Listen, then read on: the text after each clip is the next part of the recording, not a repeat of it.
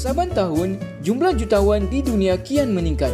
Pada tahun ini, jumlah orang kaya di seluruh dunia bertambah 2 kali ganda jika dibandingkan sedekat yang lalu.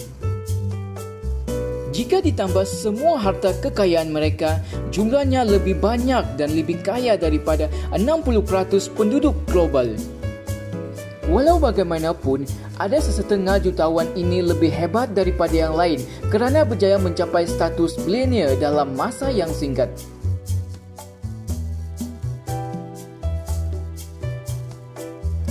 John D. Rockefeller dianggap manusia terkaya dan pemurah sepanjang zaman dengan jumlah harta keseluruhan bernilai 345 bilion dolar. Beliau juga telah menubuhkan Chicago University tetapi menolak tawaran untuk dinamakan sempena nama beliau kerana tidak mahu dirinya membayangi universiti tersebut. Rockefeller menjadi kaya dengan mengasaskan Standard Oil pada 1870 semasa beliau hanya berusia 31 tahun di Cleveland. Dalam masa hanya beberapa tahun, beliau telah berjaya membeli hampir kesemua kilang penapisan minyak di Cleveland dan menjadi antara orang paling berkuasa di Amerika. Pada tahun 1890, Standard Oil menguasai 90% minyak di Amerika, menjadikan beliau bilioner Amerika yang pertama dan juga punca undang-undang monopoli mula dikuatkuasakan.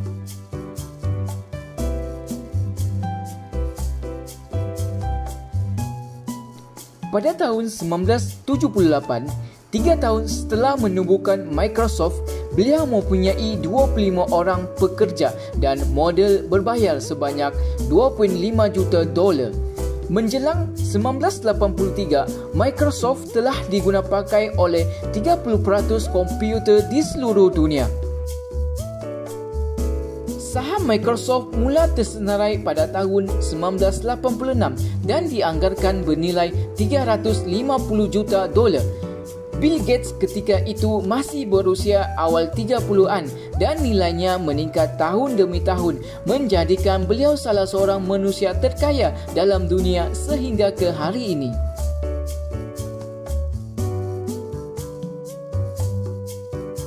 Kedua-dua orang sahabat ini mendapat idea mencipta Google melalui projek kelas semasa di Stanford.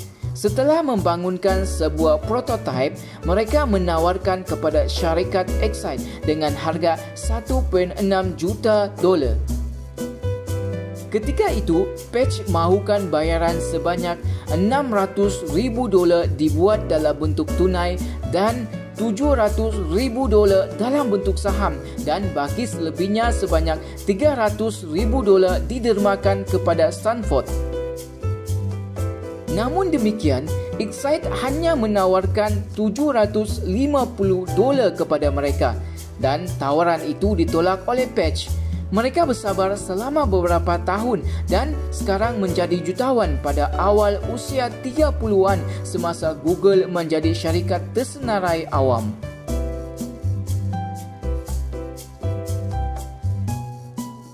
Sebelum menjadi presiden pertama Facebook, Parker mula dengan Napster dan Plaho. Selepas beberapa tahun beroperasi, Napster telah ditutup dan disaman bertrilion dolar. Setelah itu, Parker juga dipaksa meninggalkan Plaho. Beliau jatuh muflis hingga terpaksa menumpang tidur di rumah rakannya. Akan tetapi, nasib baik menyebelahi apabila Parker berjumpa dengan Mark Zuckerberg setelah 6 bulan Facebook dilancarkan. Dari situlah beliau bangkit semula hingga berjaya bergelar jutawan.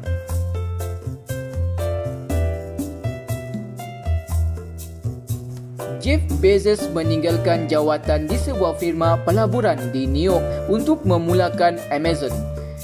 Ketika itu, beliau berusia 31 tahun dan diberikan bantuan dana sebanyak 300,000 dolar oleh ibu bapanya. Amazon yang pada mulanya hanya laman web yang menjual buku berjaya memperolehi pendapatan sebanyak 20,000 dolar mereka selepas 2 bulan dilancarkan. Amazon tersenarai di bursa saham 3 tahun kemudian dan menukar status Bezos menjadi seorang bilioner.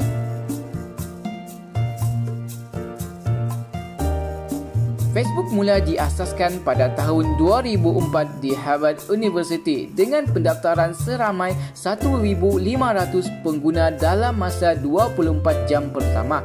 Selepas 7 bulan, Zuckerberg meninggalkan Harvard dan memindahkan lokasi syarikat ke Palo Alto.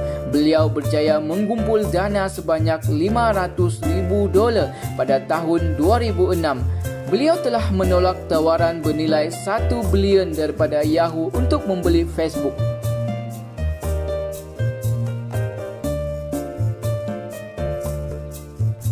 Perry Omidyar memulakan versi eBay yang pertama pada tahun 1995 semasa beliau berumur 28 tahun. Setelah 9 bulan, eBay telah pun menjana keuntungan secukupnya, membuatkan Omidyar memilih untuk berhenti kerja.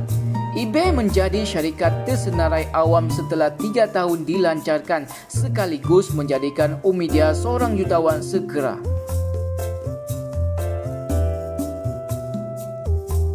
Semua orang kenal Groupon, tetapi ramai tidak tahu ia adalah syarikat paling pantas berkembang dalam sejarah dunia perniagaan.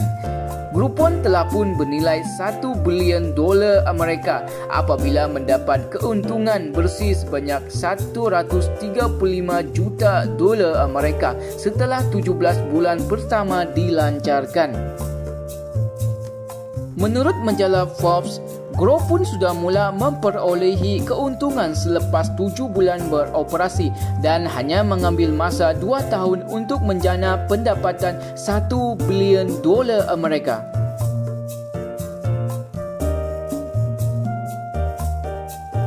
Sebelum menubuhkan Priceline, Walker adalah salah seorang pengasas Snipes Group dengan modal permulaan sebanyak $300 juta Amerika.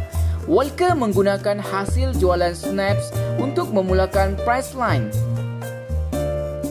Bermula pada tahun 1998, beliau menghampiri kejayaan menjual 40,000 tiket dalam masa 4 bulan beroperasi. Pada tahun 1999, syarikat itu mula tersenarai dalam bursa saham dan Walker mencecah status bilioner pada tahun yang sama.